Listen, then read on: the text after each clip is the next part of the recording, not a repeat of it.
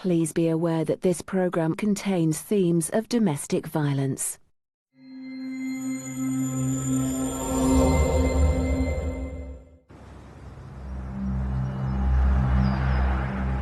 This was a sadistic and brutal murder. Residents were terrified. This poor woman was covered head to foot in bruises. And burn marks applied with a domestic iron. It was just shocking.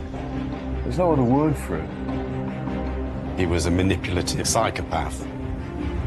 He is a very dangerous individual. She described him as a monster. He's shown no remorse or no responsibility. That level of evil demonstrates that he's a danger to any woman.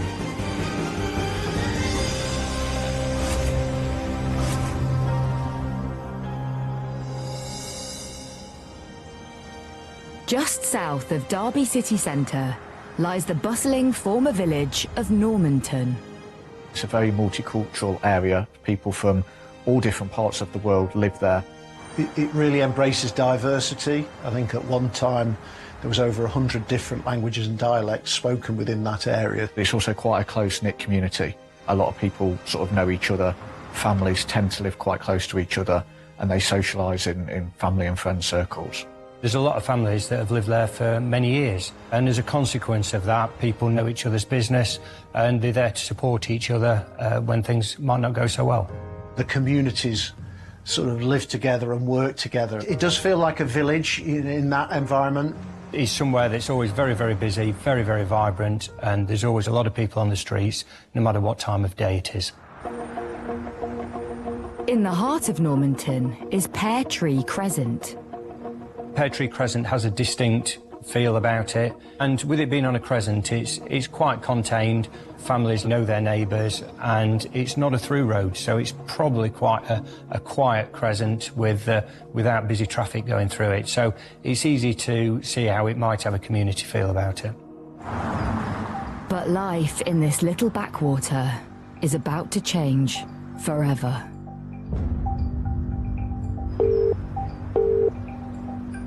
Emergency service. The police received a call to say there'd been an incident in Normanton. The report is in relation to an address on Pear Tree Crescent. A man said that there was a body in the house.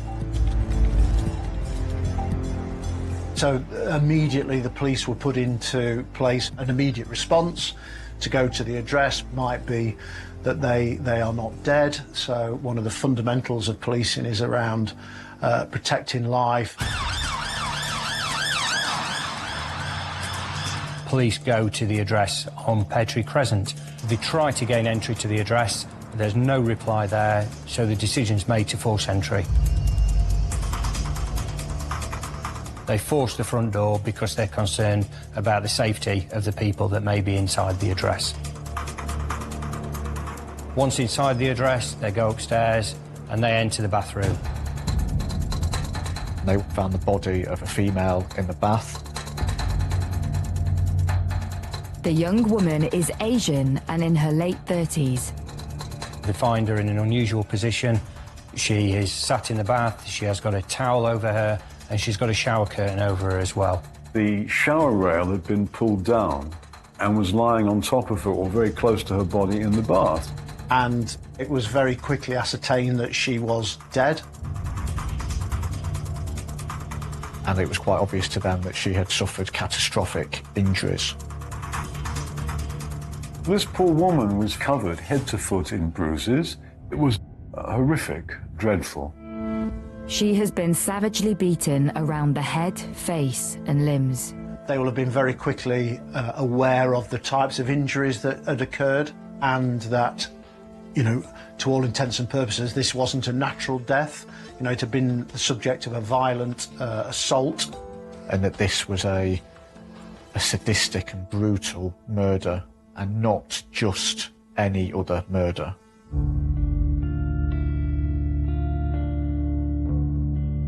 What the police did notice when they went into the bathroom was that the lock on the door was forced. And I think that the police would have been weighing up the possibility that she had been trying to run away from her attacker.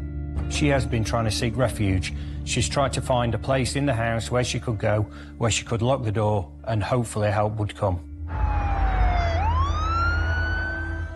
Police descended on the street. They came from a number of police stations within just a couple of miles of the scene, cordoned off the road. I vividly remember forensics were on the scene extremely quickly. Residents were told to stay indoors. They were completely stunned and shocked by what had happened. The scenes of crimes officers come in, unpeeling the layers of the crime scene, whether that's fingerprints, whether that's DNA. Things like the shower curtain would have been collected and bagged and tagged, taken away for further examination, etc., working through the crime scene. As investigators carry out house-to-house inquiries, the top priority for police is to get a name for the victim. It's the police who should be going and finding the family of that person and telling them their loved ones has passed away. What you can't do is allow social media or any other method of that person's name getting out before the family knows. It's incumbent on the police to get that identity at the earliest opportunity. The woman identified as living at the property is 37-year-old Sobhia Khan. I have a general recollection that she was, by all accounts, a terrific woman. She was from Bradford. She had moved to Derby in the previous weeks. She's worked with children for 4 years in Bradford, for young kids, as a play worker. She was a very friendly, very kind and polite woman, having spoken to those people around her. She loved children. She had a huge passion for her job, had absolutely everything to live for. A very bright, very intelligent young woman, but she was very family orientated as well. Sobhia was loved and adored by her family. Her brother described her as the light of the family. She didn't have any children, but played a massive part in the lives of the children in the family and also those older members, and almost acted like the glue of the family. She brought a lot of people together and brought joy and happiness to those other people in her life.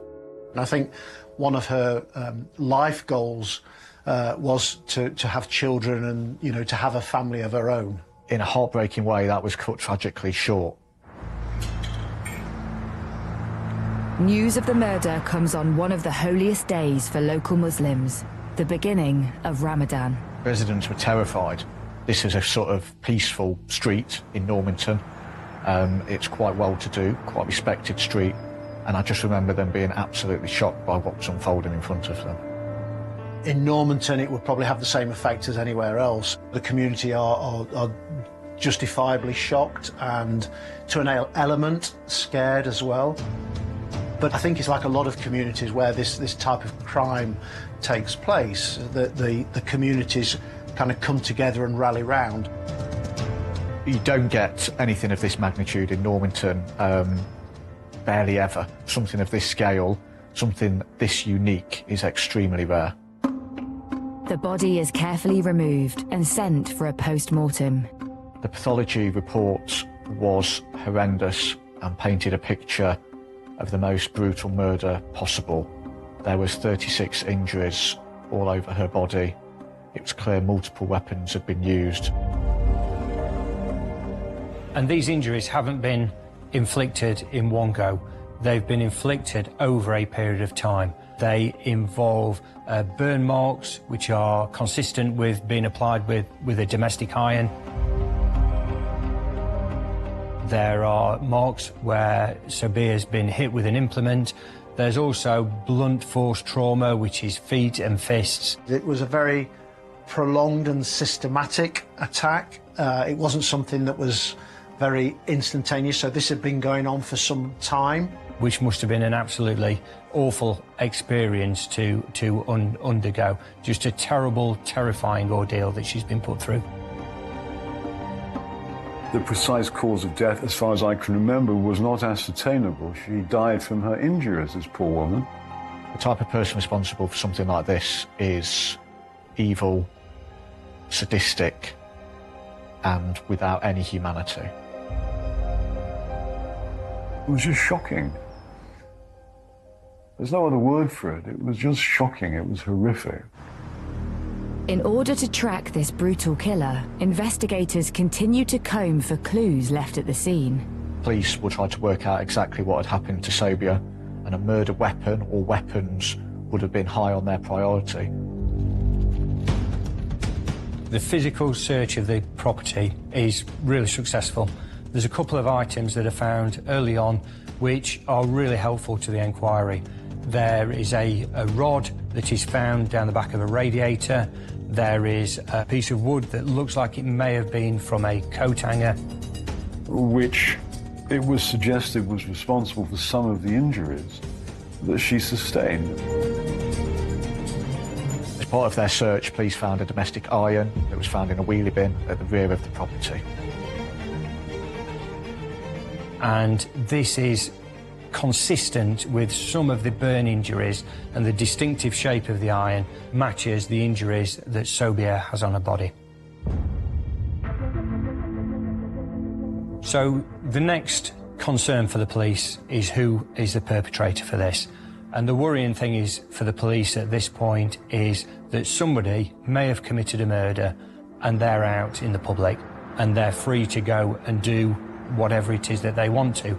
If they want to flee, if they want to destroy evidence. So there's a real sense of urgency now to try and establish who the perpetrator is and get them under arrest at the earliest opportunity.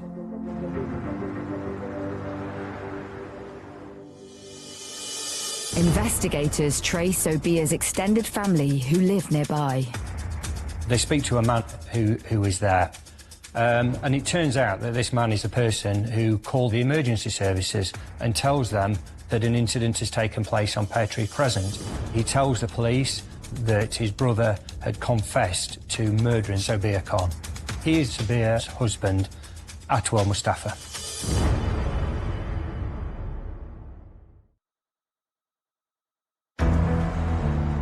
In Normanton, Derbyshire, 37-year-old Sobhia Khan has been found at home in her bath, beaten to death. Police need to trace her husband, Atwal Mustafa, urgently. He hasn't been seen since. By this point, police have interviewed at length and thoroughly family members, and they would have concluded that Atwal Mustafa is the prime suspect.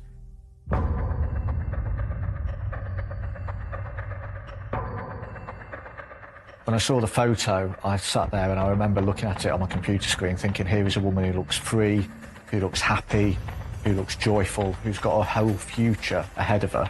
Her family says Sobhia is considered very vibrant and outgoing. She's very keen on social media and socialising. And that was not the sort of account that residents were giving me who were living nearby the house. That was not the sort of life that they had seen her live.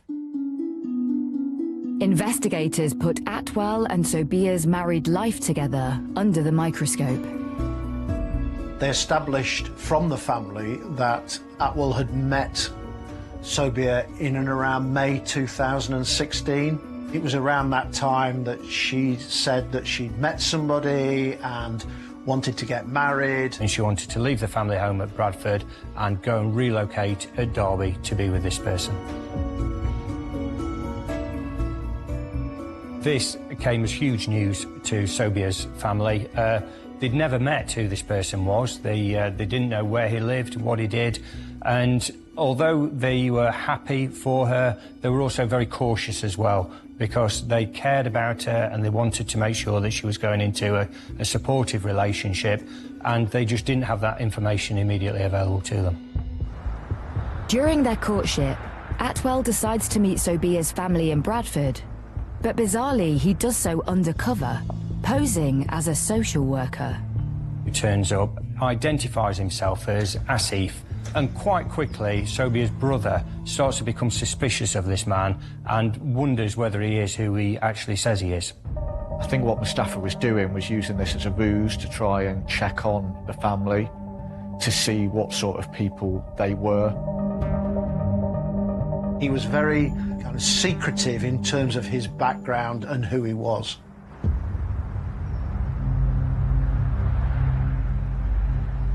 Sobhia's family in the days after put two and two together and realised that this man was not a social worker and was actually in a relationship with her. And I think that certainly gave them great concern and worry. This was not something that she had done before, and I think it sparked a lot of fear among her family members that this was a path that she was going down. And as a police officer, I then start to question, why would this person invent such an account to try and find out about another family in such a secretive, clandestine way? It does make you wonder what his motives are for this. A few months later, in August 2016, Atwell tries to make his intentions towards Sobhia clear. What Atwell does is he arranges then for his family in Derby to travel to Bradford to meet Sobhia's family. And again, this is all part of the two families getting to know each other. Mustafa travelled with the intention of trying to get their approval for marriage plans, and he basically came with gifts to try and woo them and persuade them, and he would do anything he could to try and get what he wanted.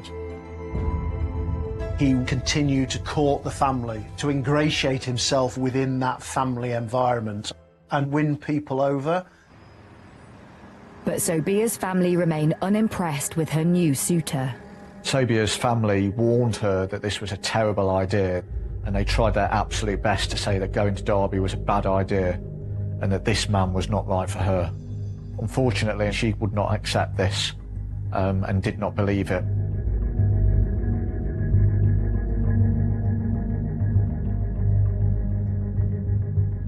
Time passes by and we are into April 2017, and Sobhia contacts her friend who's a beautician, and she tells her the great news that she's going to be getting married and she's looking to book some treatments. So it seems to be quite an exciting time for her. On the 19th of April 2017, Mustafa collects Sobhia from Bradford and he takes her to Derby and they move in together.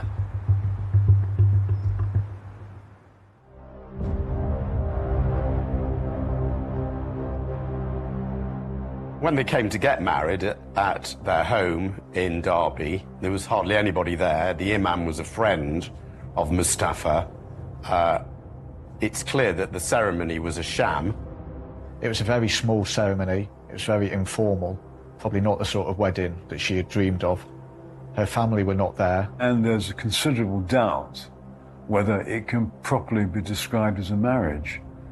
But she may well have believed that they were actually married because of this ceremony that he'd set up.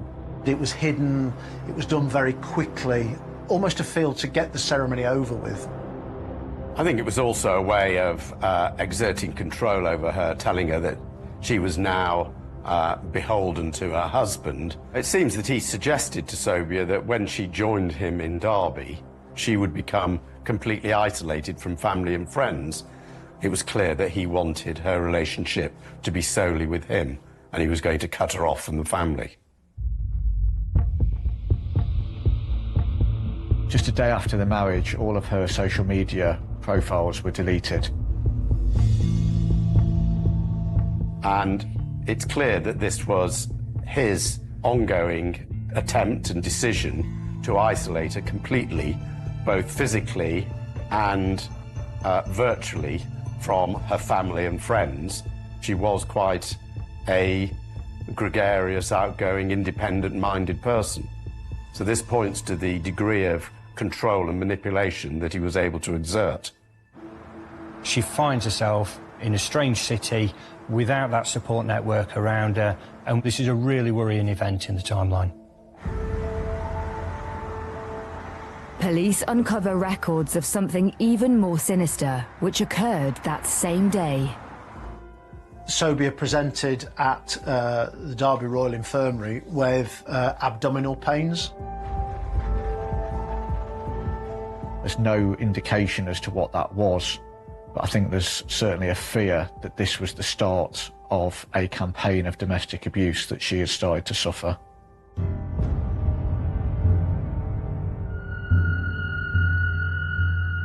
On the 1st of May, we see yet another worrying turn in this saga. Sobhia phones her family up and confesses that she's been having an affair.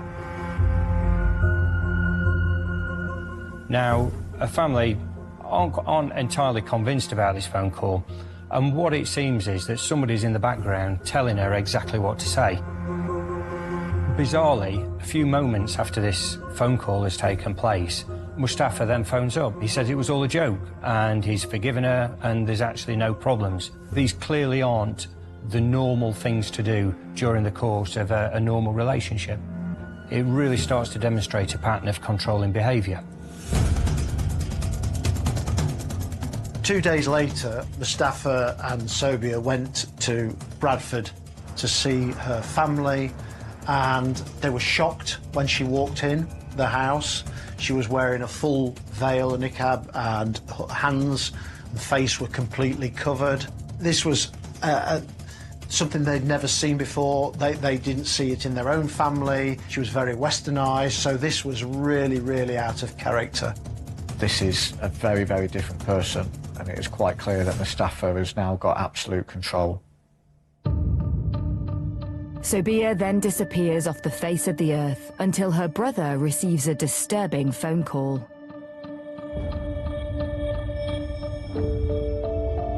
Sobhia calls her brother up, then starts accusing him of inappropriate behaviour when they were both children.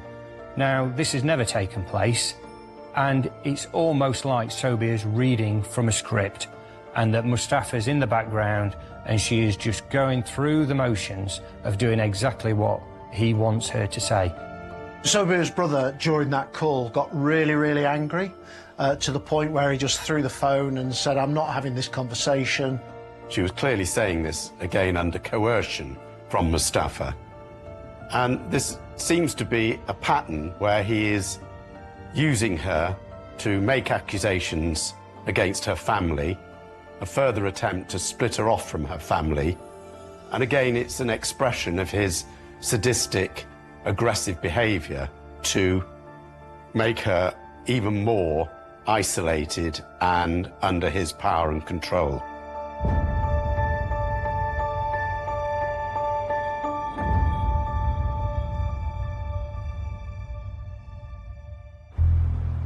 Mustafa's own family tell investigators about the morning they discovered Sobhia was dead. His mum said that she was terrified as to what Mustafa had done. He had come to her door and had asked her to come back to his house. She locked the door and did not want to go. His family members were telling her, "Do not go," which I think is very disturbing that that was going through their mind, and gives you an indication as to what they know this man is capable of. But Mustafa persuades his mother to get in the car. The mother goes to Petrie Crescent and she's directed upstairs. And so she went up to the bathroom, not really knowing what to expect. And sees Sobhia in the bath. She said to Sobhia, "Why are you taking a bath at this time?" She asks her if she's all right, and it's at that point that she realises she's not conscious. And there was Sobhia lying covered head to foot in injuries. And then she realised she was dead. Mustafa's mum confronted him and said, "Why have you killed her?" And he denied it. He claimed that she was just unconscious. She did not believe it. She knew what he had done. And she said, "You have killed her."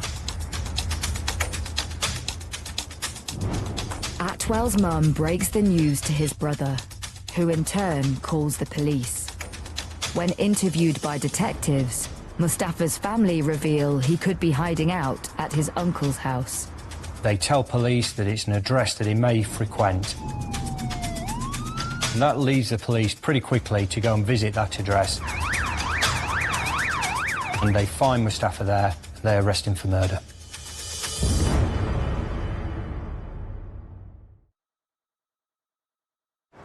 In Normanton, Derbyshire, Atwell Mustafa has been arrested on suspicion of the murder of his newlywed wife, Sobhia Khan. Police examine her husband's movements in the last 24 hours before his arrest. So what the investigation discovered subsequently is that Mustafa, from his relative's house, has used a mobile phone to contact his solicitor. He's then discarded that mobile phone, which is perhaps an indication of his intent to evade capture. And then he's bought flights to Pakistan, clearly with the intention of fleeing the country and escaping the jurisdiction in the hope that he can evade justice. And he finally phoned an ambulance to try and get what he said was help. I believe this was a cynical and twisted ploy to try and avoid responsibility for what he had done and cover his tracks. The good thing that we have at this point is the person that the police believe to be the perpetrator is in custody, so any ongoing risk to the public is mitigated. But they're also under a lot of pressure now, because there's only so long that you can keep somebody in custody and interview them and start to build your case. Investigators uncover that Atwell Mustafa has a sinister history. He was, in fact, a psychiatric patient currently under psychiatric care and supervision who had previously carried out a serious offence. They would have found an incredibly horrific case from 2008. This would have rang massive alarm bells.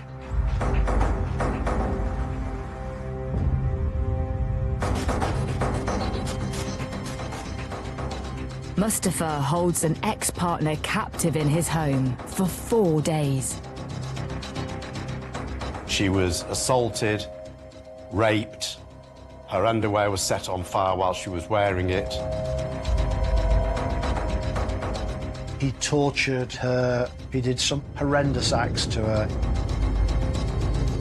He completely abused this woman. He repeatedly beat her. He shaved off her hair, he shaved off her eyebrows. He mutilated her.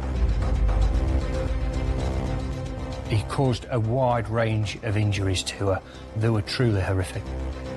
All of this was while he was accusing her of falsely having an affair. It was an absolutely horrific campaign of domestic abuse on a truly savage scale. She finally managed to escape from him. She ran to a shop where the police were called and he was arrested.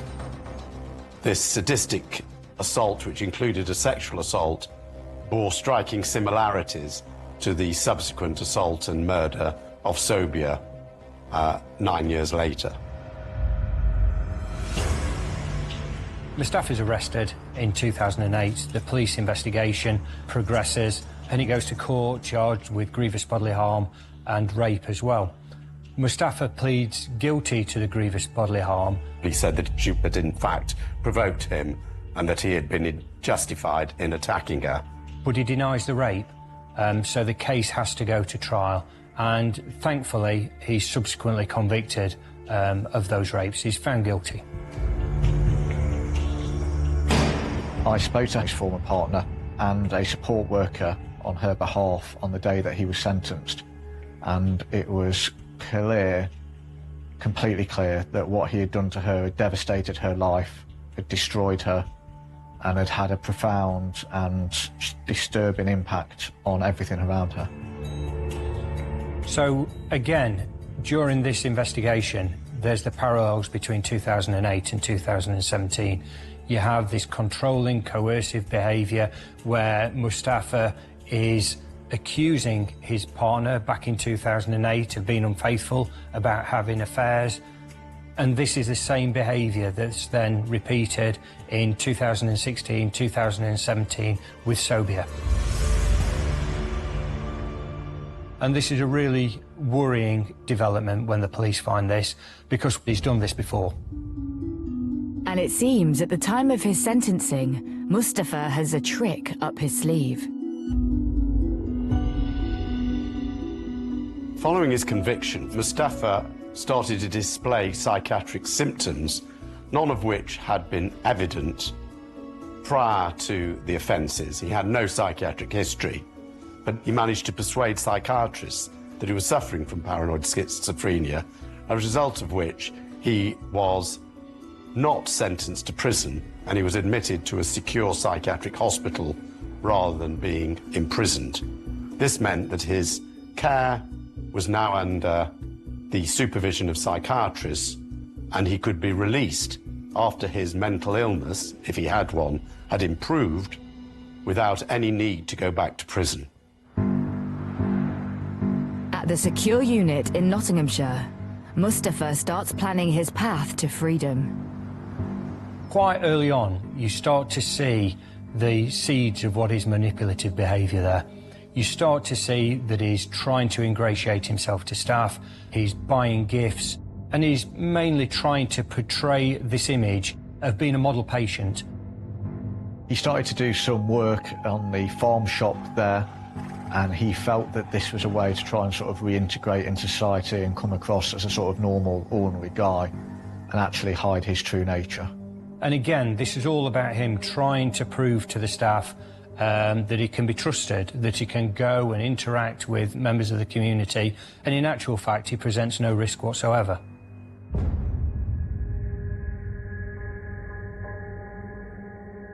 Mustafa is moved to a lower security unit in Derby to start a sex offenders treatment programme, which was a requirement of his sentence. He was moved nearer his home, where he manipulated the system again by suggesting that he had already carried out treatment programs which he had not done. He was supposed to take a program for sex offenders. Somehow he managed not to do that. He hoodwinked the system and got out of it. He's probably 25 minutes walk from his home address on Pear Tree Crescent, so he's getting even closer to his home and he's managing to convince the people around him that he's no longer a risk. His escorted leave, where he goes out with staff, is changed to unescorted, so he's allowed out on his own, ostensibly to go to Friday prayers. So again, he's manipulating the system. He's persuading staff to let him out unescorted because they believe that he's no longer showing any symptoms of illness, whereas in fact, he still remains a dangerous, psychopathic, personality disordered individual. Atwell's unescorted leave is meant to be spent with his family, but left to his own devices at home, he has other plans. He had formed a clandestine relationship with a member of staff who was there to look after him. This was strictly against the rules that he had been set because he was supposed to inform the authorities of any relationships that he was forming. And it was following her disclosing to her employers that she'd had this relationship. She also identified his aggressive tendencies, his manipulative, his threatening behaviours. With the healthcare professional, he tells her that her phone is bugged, he threatens violence, he seeks to control her, it's really coercive behaviour, and it's brought about by this jealousy that he seems to have. It would have meant the end of her job, but such was her fear and the level of control that Mustafa had started to wield over her, she felt she had no choice but to come clean. The healthcare assistant is fired for gross misconduct, and Mustafa spreads unfounded allegations of inappropriate behaviour with other patients. But interestingly, again, what he was able to do is manipulate his position in that relationship to demonstrate that he was the victim. These are massive parallels between what he had done with Sobhia. It was just a pack of lies, and it was deceitful, and he was hiding the truth and using any way he could to do that.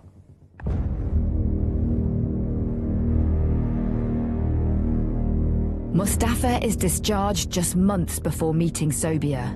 In spite of an order to inform the authorities of any new relationships, he fails to do so.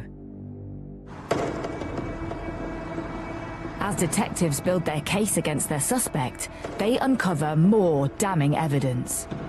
As part of the police investigation, they found a recording on Mustafa's phone from the 18th of April. The conversation was between Atwell, or Mustafa, and Sobhia, and within that conversation, He was saying how she was stupid, she, wasn't intelligent, really belittling her. He'd been incredibly nasty and abusive towards her intellect and her family, and this was an important piece of evidence. The recording is dated just 4 days before their wedding. This, I think, is a disturbing insight into what he is like as a person, and shows the sort of control and dominance and violence that he's later uses and was using at the time. Investigators also uncover more worrying information in police records. In October 2016, the police receive a safeguarding referral, and this referral is in relation to a young girl who fears that she will be victim of honour-based violence with respect to her uncle, and this uncle is Mustafa.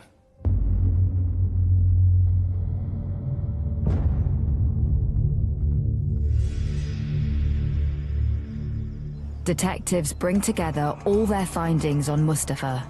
The investigation team managed to get together a compelling case at this early stage. There is good witness evidence, there is good circumstantial evidence, and what they're able to do is convince the Crown Prosecution Service to charge Mustafa with murder.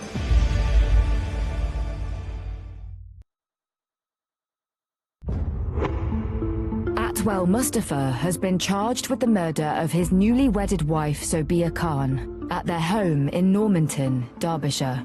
So following his arrest and charge, Mustafa was remanded into HM Prison Nottingham, where he started to show very bizarre behaviour, because he was trying to get himself transferred to a psychiatric hospital, and he was trying to lay the groundwork for a psychiatric defence. He knew the system, and he wanted to try and plead guilty to manslaughter on the grounds of diminished responsibility, claiming that he was mentally ill at the time, rather than be convicted of murder. And a couple of months later, at his first court appearance, he pleaded not guilty to that murder.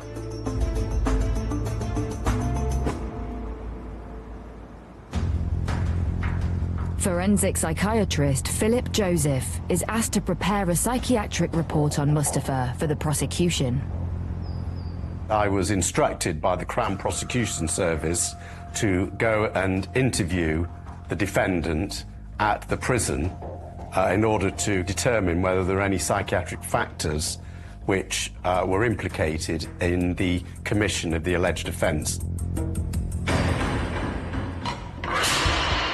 When I first met Mustafa, he told me that he hadn't expected a visit from me, although this had been organised with the prison authorities and his solicitor. And he then suggested that he remembered me from 2008, which was not correct, and may have been his attempt to give the impression that he was rather confused about the situation. He did, however, present as quite calm and cooperative, although later he appeared to be very distressed. For example, he was begging me to allow him to go to Sobhia's funeral with what appeared to me not at all genuine distress. I felt very strongly that he was attempting to manipulate me as well and present himself as a mentally ill, harmless victim of the situation. When I interviewed him, he was at pains to suggest that Sobhia was the one who was making the running in the relationship. She had suggested they get married, she had wanted him to meet her family, and she was totally in control of the relationship, and he was going along with it. Mustafa told me that in the period leading up to the killing, he was quite upset at Sobhia's behaviour, the fact she was going online and talking to other men, that at times he didn't know whether he was taking his medication or not, sometimes he forgot, and he even suggested that Sobhia had advised him to stop it, which is highly unlikely.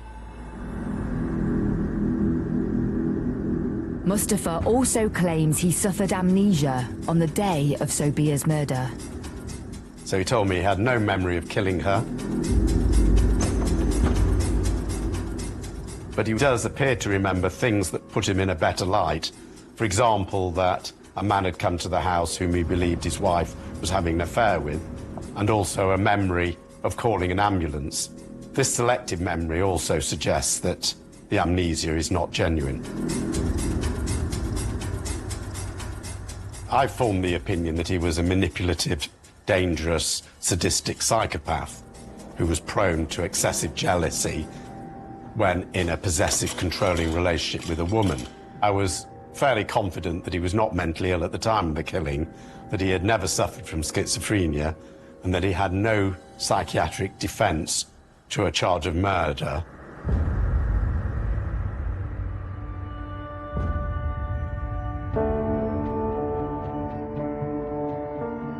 The trial finally begins against Atwell Mustafa. He continues to plead not guilty to Sobhia's murder on the grounds of diminished responsibility. The first day of the trial at Derby Crown Court was truly harrowing. The full scale of the abuse that Sobhia had suffered was laid out at the prosecution opening of the trial. I vividly remember the victim's family attended court and had to listen to all of that harrowing detail.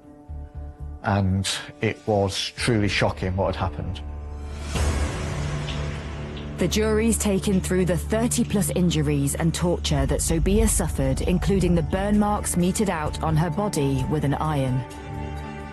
My first thought was, this man is a monster. The way in which he carried himself, the way in which he conducted himself with real arrogance and an air of superiority over the whole process, which I've never come across since.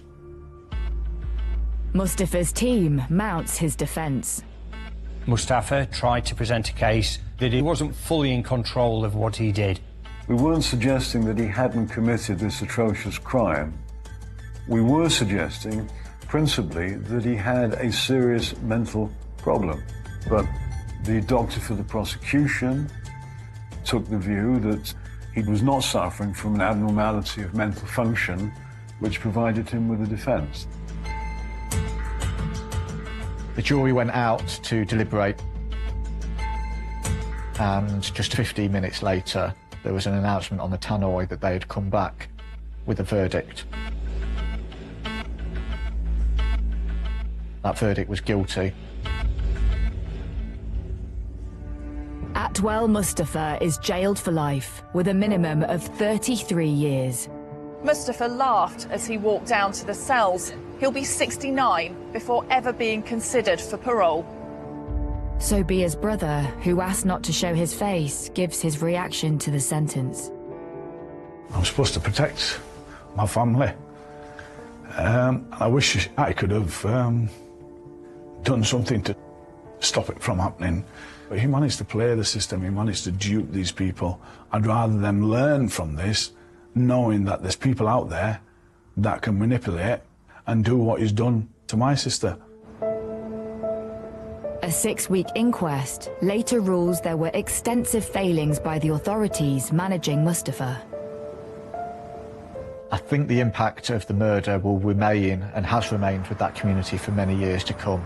It's one of those shocking crimes that happened on an ordinary street in an ordinary city in Great Britain, but the ramifications have been huge.